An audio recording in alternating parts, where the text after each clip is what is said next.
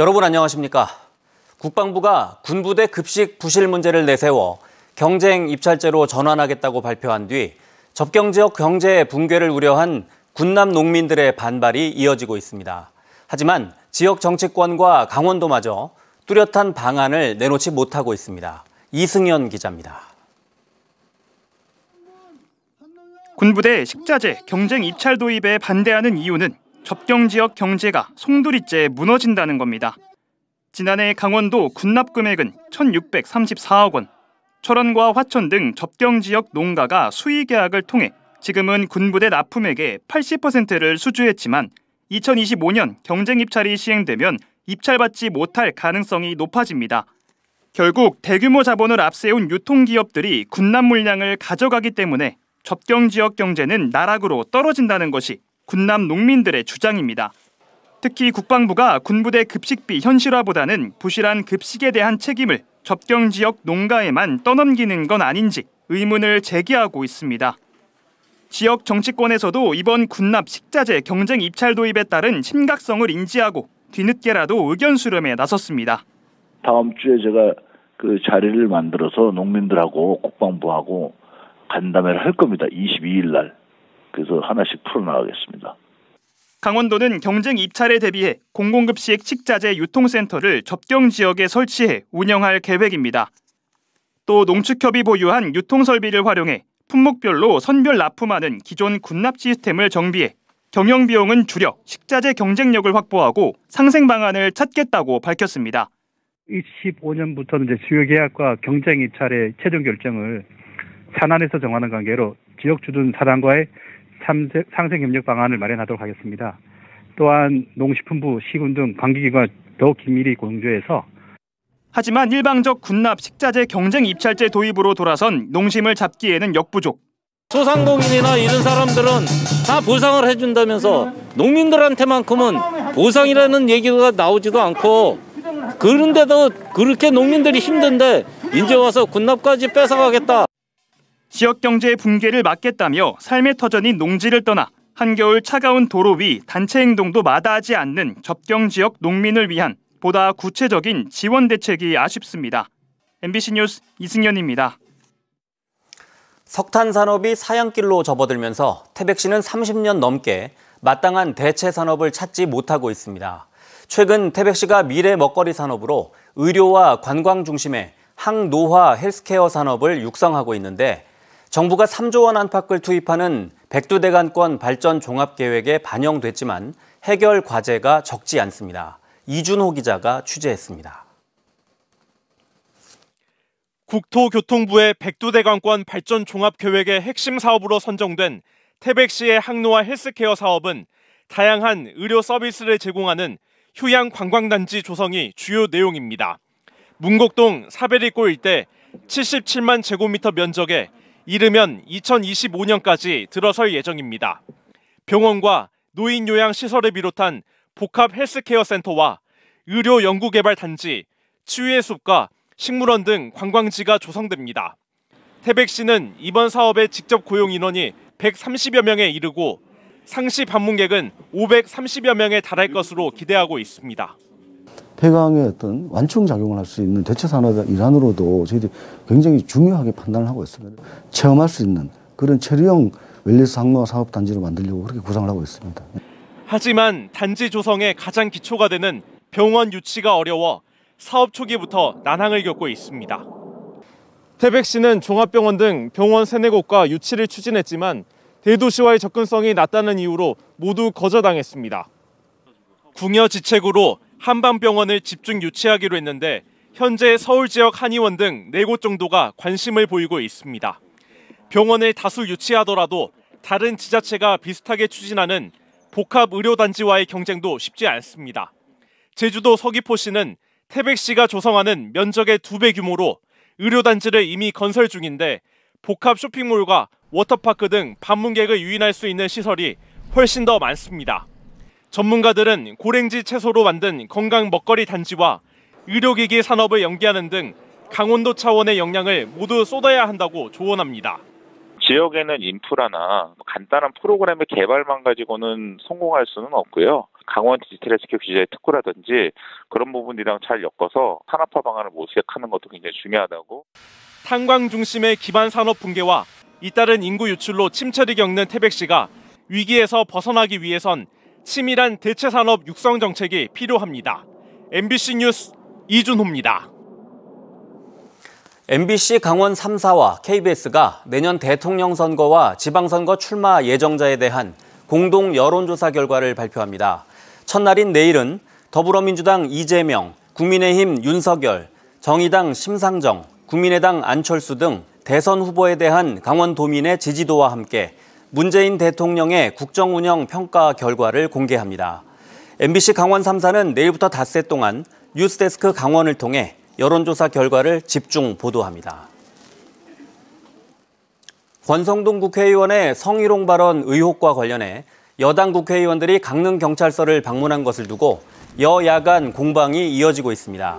국민의힘 강원도당과 이양수 의원 등은 경찰이 이미 현장 종결 처리하고 당사자의 고소나 고발도 없는 건에 대해 국회의원들이 일선 경찰서를 방문한 것은 명백한 경찰 압박 행위이며 여당의 권한 남용과 정치 공작 행태가 도를 넘고 있다고 비판했습니다. 이에 대해 더불어민주당 강원도당은 논평을 통해 국회 행정안전위원회 소속 국회의원들의 강릉경찰서 방문은 국민적 관심사가 큰 사건에 대해 국민을 대신해 피감기관인 경찰청 소속 경찰서를 방문하는 것으로 지극히 정상적인 의정 활동이라며 국민의힘은 정치 공세를 멈출 것을 촉구했습니다. 지난 17일 더불어민주당 행안위 소속 의원 3명은 강릉경찰서를 찾아 112 신고 출동건에 대해 브리핑을 받고 철저한 진상규명과 신속한 수사를 요구했습니다.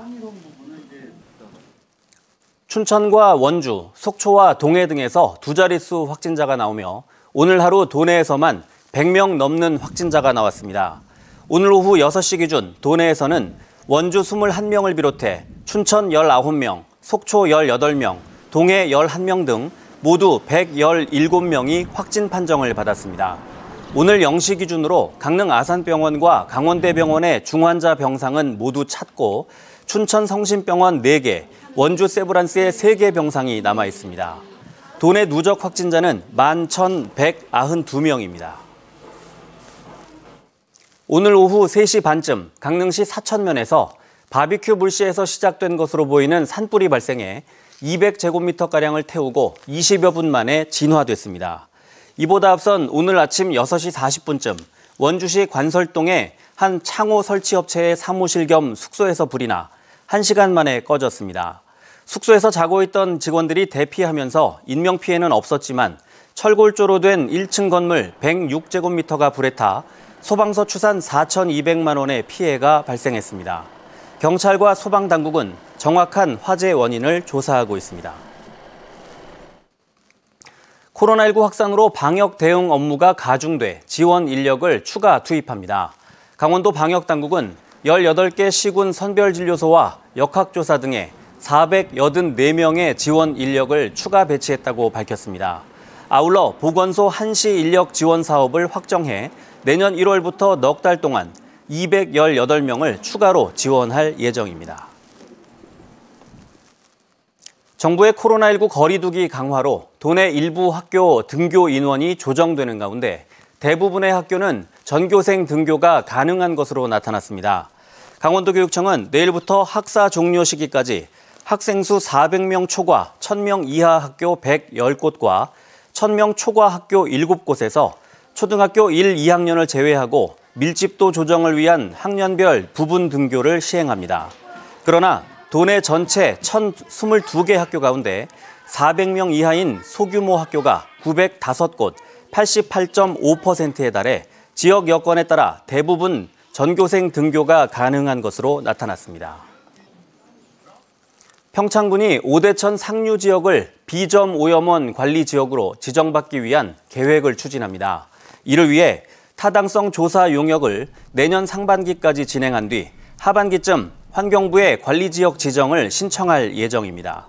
관리지역에 지정되면 오염 저감시설 설치를 위한 국비 확보가 쉬워질 것으로 기대됩니다. 비점 오염원 관리지역은 평창 도암호, 양구와 인제의 인북천, 강릉 송천 등 강원도에 7곳, 전국 19곳이 지정돼 있습니다. 강릉시 외국인 근로자 지원센터가 다음 달부터 정상 운영됩니다.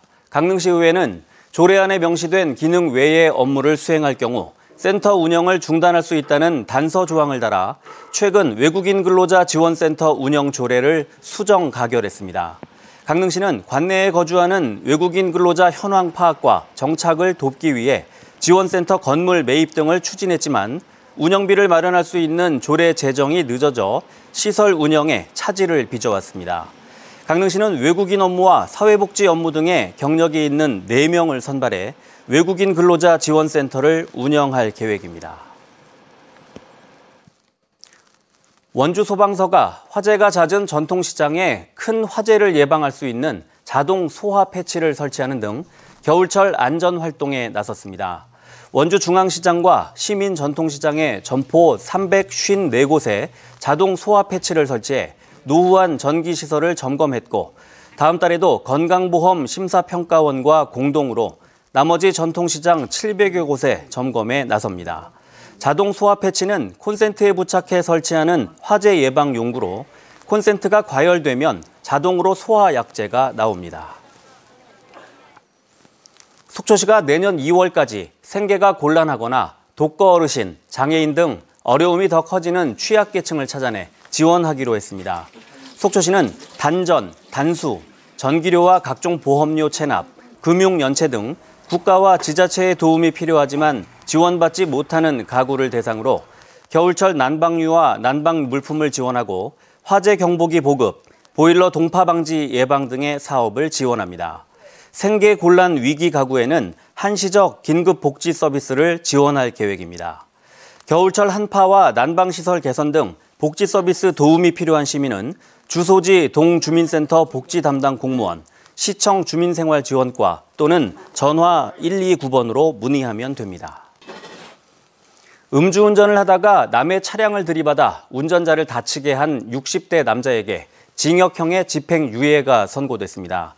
춘천지방법원 강릉지원은 지난 2019년 10월 동해시의 한 도로에서 만취 상태로 자신의 화물차를 운전하다가 정차된 승용차를 들이받아 40대 여성 운전자를 다치게 한 64살 A씨에게 징역 1년에 집행유예 2년을 선고했습니다. 뉴스를 마칩니다. 고맙습니다.